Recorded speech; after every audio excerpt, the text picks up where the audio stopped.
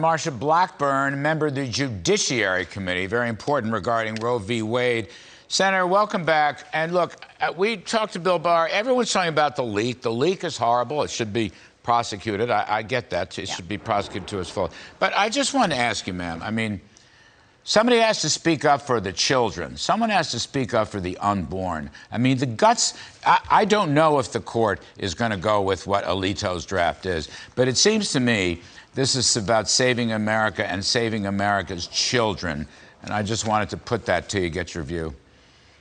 Yes, and you know, it is important to talk about the leak and how this damages the integrity of the court, because it's a betrayal of the trust that the court has placed in a clerk. And Larry, whether they are left, right, center, what they did is wrong.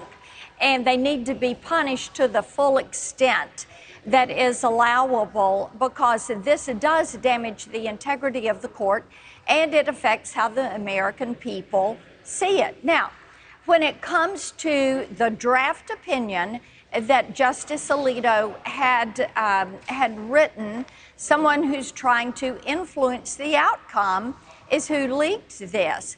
What we know is that in this opinion, there is not a banning of abortion, which is what some on the left would have you believe.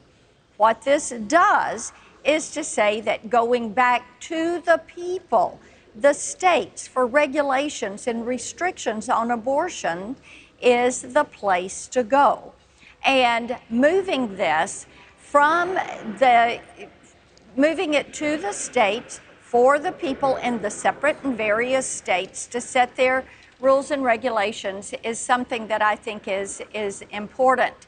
And that is a way that we can protect the children. I think it is 64 million children that have died because of abortion since the passage of Roe v. Wade. You're right, Senator, by the way. And you know, it's just such a heartbreaking number. And you're also right about putting this back to the states. That's the basis of Alito's decision. There was nothing in the Constitution about abortions and so forth. And actually, Ruth Bader Ginsburg has observed this many years ago when she was talking about this, and Scalia talked about it the same way. So it's not as, you know, I just think it's right on target, but I was just kind of personally focusing on, you know, save the children. Let me ask you a couple other things. I understand you got to go and vote, and I want you to vote because I know you're going to vote the right way. But can you defund this George Orwell misinformation board of governance, or whatever it is, the truth? Or can you defund that? We had Rand Paul on last night. He wants to work on it, et cetera, et cetera. Yeah. There are ways through the appropriations process that we can restrict the use of funds at DHS. And I have written Secretary Mayorkas calling for information on what pot of money they are using to fund this, calling on him to shut this down.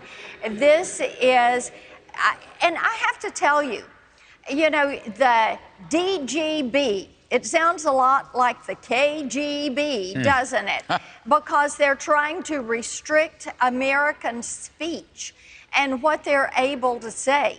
And if they think that that we are going to pass regulation that will protect people's privacy and ensure their free speech online and stop some of this overreach by social media, if they think Elon Musk is going to return Twitter to being the public square, they're saying, oh, no, you don't.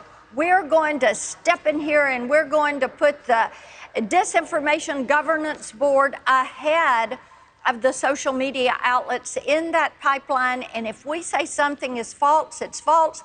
If we say it's true, it's true. If we say it's misinformation, going by their standard, you would never have heard about COVID coming from a lab in Wuhan.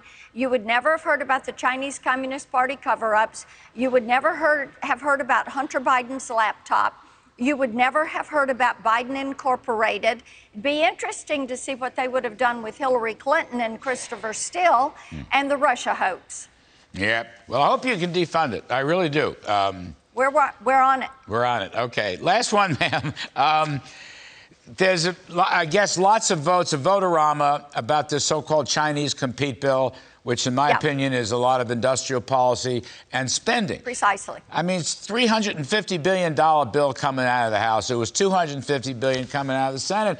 Senator Blackburn, don't Republicans have a responsibility to say no to spending because we're blaming Biden for his inflationary? $335 billion is what this is. And there is a way to incent repatriation and to bring back our chips and microprocessors and telecommunications equipment, pharmaceuticals, active pharmaceutical ingredients, and it doesn't cost $335 billion. Well, how's the vote? And that's what I've got to scoot to the floor and vote on. We're doing our motions to instruct right now. All right. I'm hoping, ma'am, I don't want you just veto the hell out of all that stuff because it's we're trying, Larry. It's lousy bill. It's corporate welfare. Yes. It's industrial policy. It's like we want to be more China than China. They have a state-controlled economy. We shouldn't have one.